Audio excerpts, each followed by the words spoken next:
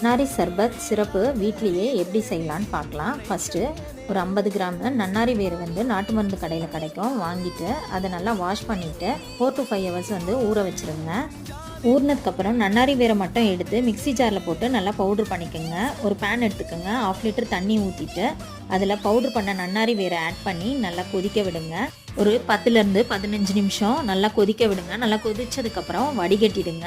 மறுபடியும் ஒரு பேன் வச்சுக்கோங்க, அதில் 1 கப்பு சுகர் ஆட் பண்ணுங்கள். இது கூட வடிகட்டி வச்சுருக்க நன்னாரி சிரப்பை ஆட் பண்ணி நல்லா சர்க்கரையோடு கலந்து விட்டுட்டு நல்லா திக்கானதுக்கப்புறமா ஒரு 1/2 லெமனை நல்லா பிழிஞ்சு விட்டுட்டு நல்லா மிக்ஸ் பண்ணிவிட்டு ஆறுனதுக்கப்புறம் ஒரு ஏர்டைட் கண்டெய்னரில் ஊற்றி வச்சுருங்க.